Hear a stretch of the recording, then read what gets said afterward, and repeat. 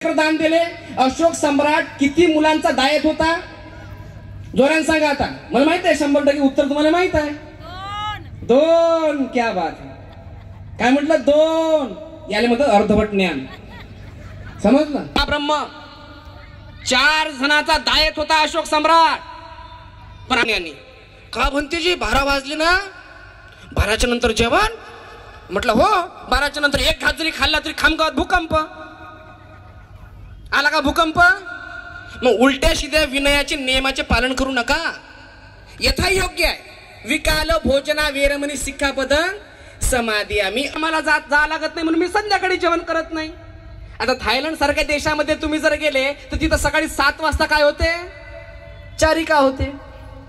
जीवनाला आकार लावण्यासाठी दिलेले काही नियम आहेत, पण आपल्याला त्याच्याशी घेणं देणं नाही. बरं, आपण वरवरून चालून राहिलो. अंदरचा गाभा आमच्या कामाचा कधीच नाही आहे. आजही कालही ब्राह्मण खात होता आणि आजही ब्राह्मण खात आहे. आणि काय, कालही आम्ही फोत्र चावत जा आणि आजही आम्ही फोत्र चावून राहिलो. ब्राह्मण खूप हुशार आहे. बरं, खूप हुशार आहे, कमी हुशार नाही आहे. आणि खरे बुद्धिस्ट तर मी तर म्हणतो ब्राह्मणासारखं काय माहीत. आदरणीय म्हणते यश, बरोबर आहे. बिहारचे ब्राह्मण आहे, बरोबर आहे. आणि त्यांनी जेव्हा म्हटलं, काय म्हटलं होतं? त्यांनी म्हटलं होतं की बाबा साहब की वजह से हमें धम्म यहाँ पर हम दे सकते हैं, भंते जी हम नहीं. लक्षात आलं का? तुम्ही देऊ शकले असते, आम्ही नाही घेऊ शकलो असतो. हे पुण्य आमचे बाबासाहेबांचे आमच्यासाठी आहे. नाही तर बामणाला धम्म तर सुरुवातीपासूनच आहे. हे SC NT VJNT OBC काय करून ठेवलेलं आहे? हा, काय करे? यांना गडप करून ठेवलेला आहे. कोणी? बामणानी. 3% ब्राह्मण, बरोबर आहे. ब्राह्मण म्हणजे कोण? मनुवादा. आम्ही कोणत्याही व्यक्तीला विरोध करत नाही. बाबासाहेबांची दुसरी सावली कोण? आमच्या माईसाहेब सविता आंबेडकर कोण आहे? ब्राह्मण आहे. लक्षात आलं का?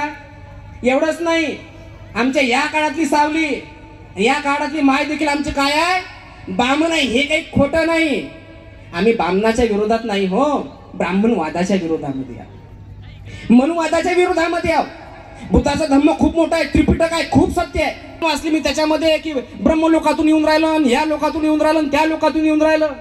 सुरुवातीला तेच प्रवचन दिले. काही लोक श्रद्धावान होता तो हे लेंड्याची बाजार. कारण प्रवचनात दिलं. कोणतं प्रवचन दिलं? देवता लोक.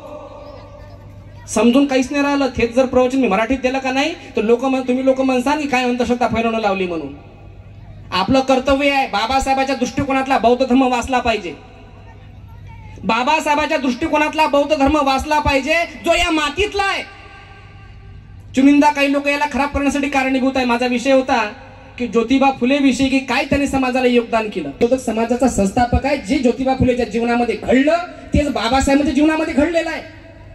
शेवटी बाबासाहेबांना धर्म परिवर्तन करावं लागलं आणि तेच कंडिशन. घरात फोटो का? आमच्या घरात फोटो का? हो म्हणे भंतीजी. महाडी समाजाचे लोक म्हणते घरात फोटो लावत नाही. अरे का लावतील? आम्ही लावला पाहिजे. आम्ही त्या विचारांना जोपासणारे लोक. आणि का लावला पाहिजे? ज्या वेळेस हिच्या जे अस्पृश्य म्हटल्या जाते, जे शूद्र म्हटल्या जाते, बरोबर आहे. आणि त्याच्यामध्ये स्त्रिया देखील आल्या. कारण बामणांना काही तिकडून बायका आणल्या नव्हत्या. जुना इतिहास जर आम्ही पाहिला आमचा मूल निवासी असण्याचा, तर तेव्हापासून इतिहास जर जाणला तर बामणांना काही बायका नाही आणल्या तिकडून. आर्य जेव्हा आले खैबर खिंडीतून तर तेव्हा ते स्वतः झाले होते, म्हणून इच्छा बायका केल्या. म्हणून इच्छी बामणाची स्त्री देखील काय झाली? शूद्र झाली. लक्षात आलं का? आणि त्यांच्यासाठी ते दालन सुरू केलं. कोण? महात्मा ज्योतिबा फुलेंनी आणि सावित्रीबाई फुलेंनी यांनी ते दालन सुरू केलं. आणि काय कंडिशन झाली? ज्यावेळी त्यांच्या माता पितांनी घराच्या बाहेर काढलं आणि बाहेर काढल्यानंतर फातिमा शेखच्या भावाच्या घरी ते राहायला गेले, तर तिथं बामणांनी त्यांना मारण्यासाठी 100 रुपये देऊन एक मांग आणि एक महार पाठवला होता. किती रुपये? 100 रुपये देऊन एक मांग आणि एक महार पाठवला होता. आणि जेव्हा तुम्ही असे गाणे ऐकायला दिसता, ऐका बरं, तेच पाहिजे. मी ते हेडफोन लावून ऐकत असतो. कोणी जर आला माझ्या मी त्याला सांगत असतो की ऐकतो, सांगते बापाचं काय केलं, ऐकतो ना. आणि एवढंच नाही, बाबासाहेबांचे गाणे ऐकतो. आम्ही गाडीत नाही आलो का नाही तर बाबासाहेबांचे गाणे लावून आलो. स्वाभिमान आहे. पण याचा अर्थ असा आहे का की आपल्यामध्ये धर्माचरण नसलं पाहिजे? याचा अर्थ असा आहे का की धर्माला शून्य आपण किंमत दिली पाहिजे म्हणून? याचा अर्थ हा आहे का? तुम्ही 14 एप्रिल डीजे लावत असतान, गाण्याचे कार्यक्रम ठेवले. वारंवार ते भंतीजी पण म्हणत होते की आता पब्लिक काहीच नाही आहे, पण आता गाण्याचा कार्यक्रम सुरू झाला तर कशी पब्लिक येणार आहे. खोटं नाही सांगत हो. बाबासाहेब असते का नाही तर बाबासाहेबांना 100% असा एखादा वला फूक दिला असता माझ्याजवळ की आदरणीय भिक्षू संघ टेन्शन काही घेऊ नका, एक एक फूक जवळ ठेवा, फक्त गेटापाशी उभे राहा. गाण्याचा कार्यक्रम सुरू झाला की कोण कोण येते फक्त झोडपून काढा लेखाचे. मी गाण्याच्या विरोधात नाही आहे, हे लक्षात घ्या. बाबासाहेब म्हणत होते, काय म्हणत होते, माझे एक भाषण, माझे 100 भाषण आणि शाहिराचं एक गाणं, बरोबर आहे, हे तेवढंच दर्जेदार आहे, खोटं नाही आहे. पण तुम्ही मनोरंजनासाठी येऊन राहिले ना हो. तुम्ही कशासाठी येऊन राहिले? मनोरंजन करण्यासाठी. इथं तर देता उत्तर प्रदेश आणि बिहार सारख्या बाया नाचवलं तर तुम्ही येता, तुम्ही नाही नाही म्हणत, काही येता 100%, मला गॅरंटी आहे. काय आमच्या नीतिमत्ता नाही आहे, शील समाधी प्रज्ञा नाही आहे. चला बा चला, आम्ही सगळ्यांना बोलतो, बरं सर्वांना बोलतो. आणि सर्वच जे शिलाचं पालन न करता या स्टेजवर जर बसत असतील तर ते सर्व झाले त्याच्यामध्ये, बरोबर आहे. आपण धम्माच्या स्टेजवर आहो, बरोबर आहे, सर्वच जण. मी कोणाच्या व्यक्तिविषयी नाही बोलत आहोत. पण कधी कधी काय होते माहिती आहे का, आपण भस्कन तिकडे तंबाखू खाऊन येतो, वर तळून चढतो. भस्कन एखादा दारू पितो, भस्कन येऊन चढते, बरोबर आहे. आणि त्याची एवढं मोठं हे केलं असं ऐकण्यात आहे की इथचे लोक त्यांना सहकार्य करत नाही आहेत. का नाही करत तुम्ही सहकार्य? ना आम्ही चांगल्याच्या मागाव, ना आम्ही मागल्याचे मागाव, कुणाच्याच मागा नाही आहो आम्ही. मग आम्ही हाव कुठं? आम्ही पण तिचे जेवण करत असतो, बरोबर आहे. संध्याकाळ झाली की शिवाय देत असतो, याले शिवी दे त्याले शिवी दे. मोठा दरार आहे बरं बेवड्याचा, मोठा दरार आहे. आता तर गाडीने फिरतो म्हणून काही वाटत नाही, एसटीने फिरत होतो मी. एसटीने फिरत होतो संध्याकाळचा वेळ, आम्ही उभं रोडवर, एक गाडी थांबली नाही हो. एक निळी टी शर्ट आणि त्याच्यावर जय भीम लिहिलेला सन पेल, लक्षात घ्यायचं बरं, निळी टी शर्ट. आणि तुम्ही आता टी शर्ट घालून हिंडून राहिले, लय दिवस म्हणजे लय बडं सलून राहिलं माडोयात ते. तुम्ही फिरून तर राहिले टी शर्ट घालून, पण कोणी तमक गोटाने दिसून राहिलं, कोणी पुढी थुकताना दिसून राहिलं. असं वाटून राहिलं की एखादी अशी जोऱ्याने लाथ हाणावत आले, पण काय करता मी पडलो भंतीजी. करत नसतात म्हणते, असं असते ना काहीतरी. भंतीला असं काही करता येत नसते, मग तसं ऐकण्यात आहे माझ्या, मला काही जास्त काही माहित नाही. पण तुम्हाला सुधरवायचं असेल का नाही तर करावं लागेल बरं. लय मोठा त्याग. आणि काय मोठा त्याग आहे माहित आहे? 100 रुपये देऊन एक महार आणि एक मांग त्या घरामध्ये गेला आणि अंगावर कोयता काढला. अंगावर कोयता काढला आणि कोयता काढल्याबरोबर ज्योतिबा फुले म्हणतात की सावित्री मी मेलो तर 72, पण मांगा महाराच्या लेकराला शिकवणं बंद करू नको. कोण म्हणत आहे? कोण म्हणत आहे? या विचाराच्या लढाईसाठी आम्ही तगत आहोत. नाही तर भंतीजी मस्त चिवर किवर घालून येऊन बसले, तुमचं झाले जेवण म्हणून तुम्ही गोष्टी सांगितल्या सकाळी. नाही बाबा, तसा विषय नाही आहे. माझं BSc आहे, PCM, फिजिक्स केमिस्ट्री मॅथ शिक्षण आहे माझं, सगळ्या गोष्टी बरोबर आहे. मग भंतीजी काऊन झाले हो? हेच तर कारण आहे, चळवळ समजली म्हणून भिक्ष व्हावं वाटलं, नाही दुसरं काही कारण नाही. मनात अशी कंडिशन झाली होती की का सोडून द्यायला का जे भंतीजीपणा, काय नाटकं लावले म्हणून खोदा पहाड निघला चुहा. पण एक चांगले सत्पुरुष प्रत्येकाच्या जीवनात येतात, प्रत्येकाच्या जीवनात येतात.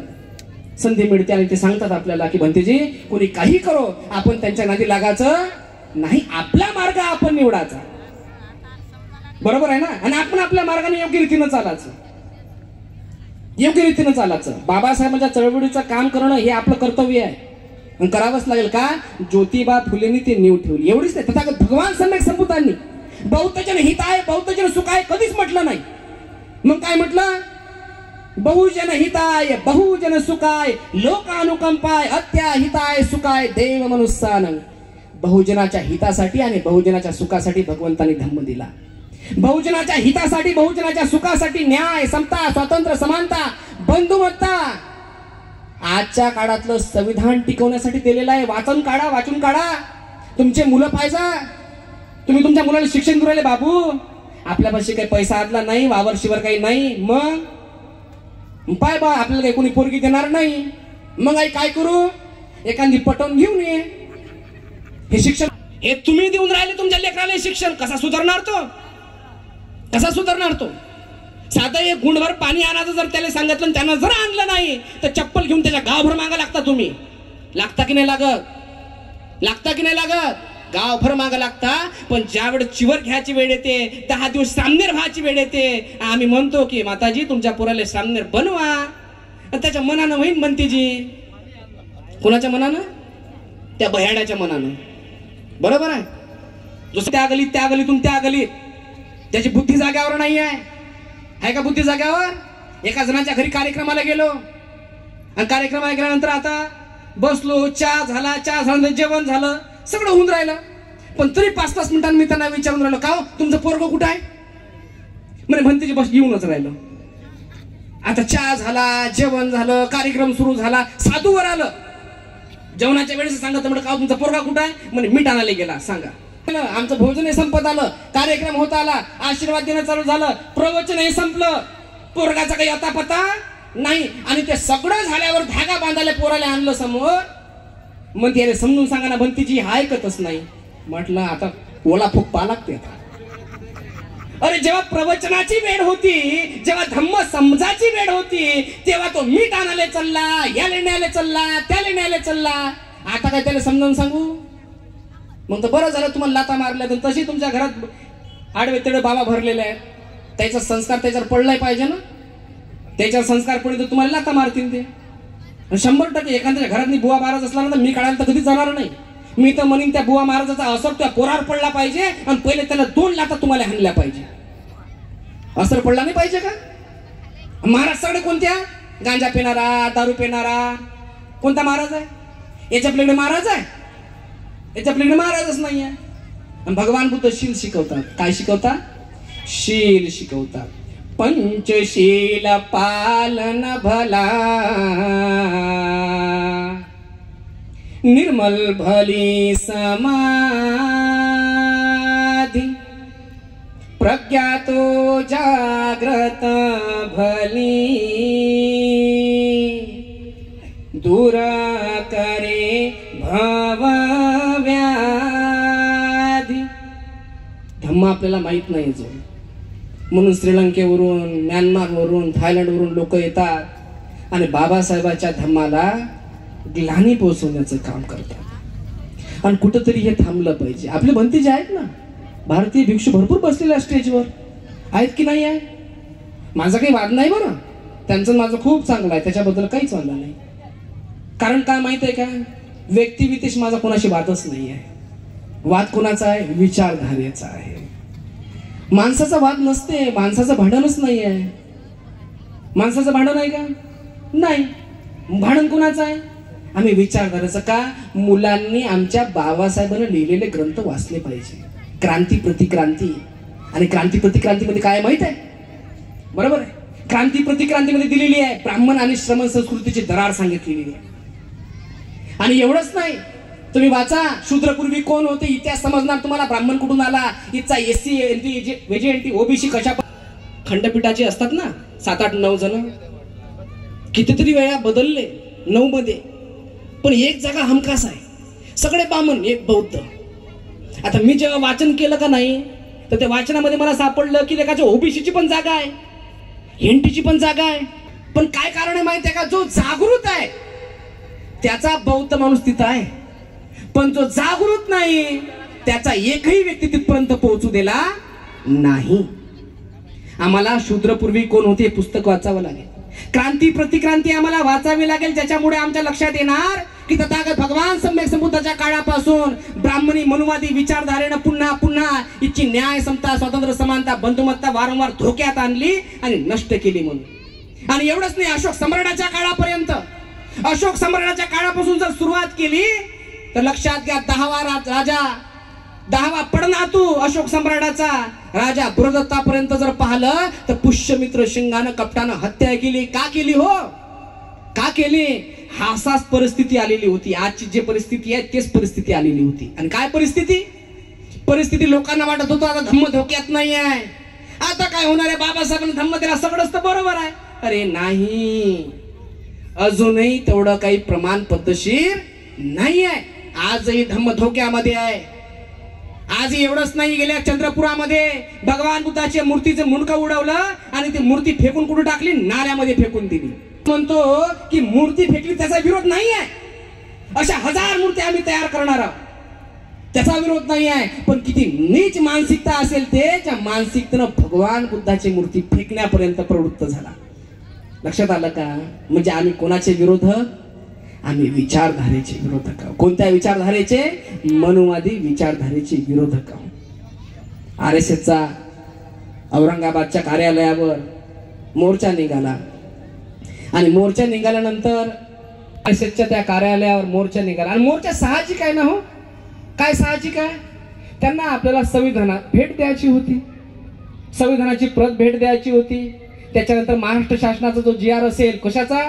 त्या ट्रस्टचा. कशा पद्धतीने ट्रस्ट आपल्याला काय करायची आहे? रजिस्ट्रेशन करायची आहे, हे द्यायचं होतं. बरोबर आहे.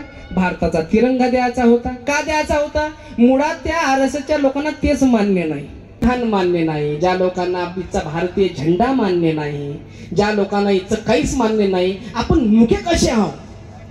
आपण चुपचाप कसे आहोत? कायद्यानं लढलं पाहिजे बरं. तेच आहे. कोण? क्रांती प्रतिक्रांती. बरोबर आहे. श्रमण संस्कृती आणि ब्राह्मण संस्कृती. आज मांडणीला हा कार्यक्रम ठेवला. या कार्यक्रमाच्या माध्यमात मी चाललो होतो बरं, रागडले भरतो मी लवकर. माझ्या डोकं फिरलं की मी निघून जात असतो. गाडीत हे सगळे जण आले म्हणजे नाही भंतीजी थांबा थांबा थांबा. म्हटलं थांबाच लागेल कडे. आता काय करता? आपला भयाड समाज आहे. काय आहे? भयाड समाज आहे. त्याला जिकडे मेंढरासारखं निघालं की निघालं असं काम आहे. ते चपराक द्यासाठी आपल्याला थांबायचं आहे. काय द्यासाठी? चपराक द्यासाठी. आणि काय आहे चपराक? आंबेडकरी विचारधारेची चपराक आहे की तुम्ही जपून राहा बरं. या सगळ्या या मंडपाला उभं होण्यासाठी महापुरुषांनी योगदान दिलेले आहे. कोणी दिलेले आहे? महापुरुषांनी योगदान दिलेले आहे. हा कार्यक्रम होण्यासाठी सर्वात महत्वाचं योगदान कोणाचं आहे? बरोबर आहे. ज्योतिबा फुले, सावित्रीबाई फुले, शाहू महाराज. लक्षात आलं का? या लोकांचं योगदान आहे. या लोकांनी त्या परिवर्तनाची नांदी सुरू केली, म्हणून ही इथपर्यंत येऊन. बरोबर. इथपर्यंत चालू आहे का? तिकडे पोळ्या वाटणं चालू आहे का? तिकडे भाजी वाटणं चालू आहे का? टेंभुर्णीचे 2-3 कार्यक्रम झाले. आदरणीय श्रद्धेय बाळासाहेब आंबेडकर देखील तिथे येऊन गेले. बरोबर आहे. आता लक्षात घ्या की तिथंसा मी गोंधळ पाहिला. एवढे लोक त्या जवावर चढून राहिले. कोणी भाजी ओढून राहिलं, कोणी पोळ्या ओढून राहिलं. म्हणजे म्हणते हे आपले लोक. म्हटलं आपले नाही, आपण तर बौद्ध कधीचे झालो.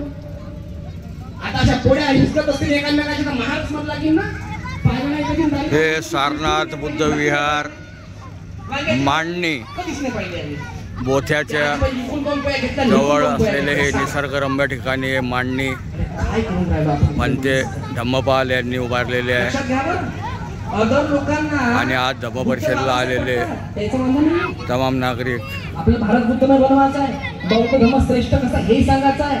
धम्म बांधव टेकडीवर आजूबाजूला असंख्य टेकड्या आपण पाहू शकता. अतिशय निसर्गरम्य असं हे वातावरणात. बिलकुल नाही. ते बाबासाहेबांना देवच मानतात, भगवान बुद्धाने देव मानतात, ते त्यांना वंदन करतात. पण ते बेवड्याच्या हाती भगवान बुद्धाची मूर्ती दिसते का नाही, ते मोठा राग येते. लक्षात आलं का? एक जण आला पाटील, त्याच्या घरी कामाला जावं लागते आपल्याला, त्याच्या वावरात जावंच लागते. कारण आपण बौद्ध धर्माच्या नावाखाली आपण झालो पूर्ण काय झालेला, आम्ही सगळे दावा करतो की नाही करत. सकाळी 4 वाजता कोण कोण उठते हातावरती करा बरं. म्हणते राहतो तुम्ही आम्ही हा कोण कोण उठते 4 वाजता. Very good. हा जे उठत नाही त्याचं काय, जे उठत नाही त्याचं काय. 4 वाजता तुम्ही उठत नाही का? आम्ही बौद्ध धर्म बंदची, आम्हाला ना सळा टाका लागत, ना रांगोळी टाका लागत, ना दिवा लावा लागत. आम्हाला काय सण झोपायचं, सकाळी उठायचं, ते शिदुरीवर बांधायचं, कामाला जायचं, ते खायचं, दिवस पूर्ण कामाला गमवायचा, संध्याकाळी तिकडून वापस आलं की अर्धी मारायची. बरोबर आहे. आणि बायकोनं 3 टाइम मिसरी घोटायची. तुम्ही शिलाचं पालन करता का? आणि धम्म दोन्ही सांगण्याचा प्रयत्न करत आहोत. कारण मला लय शांततेनं सुरू करायचं. सकाळी जर प्रवचन झालं असतं का नाही तर खूप चांगल्या पद्धतीनं. धारण करे सो धर्म हे, वर्णा कोरी बात,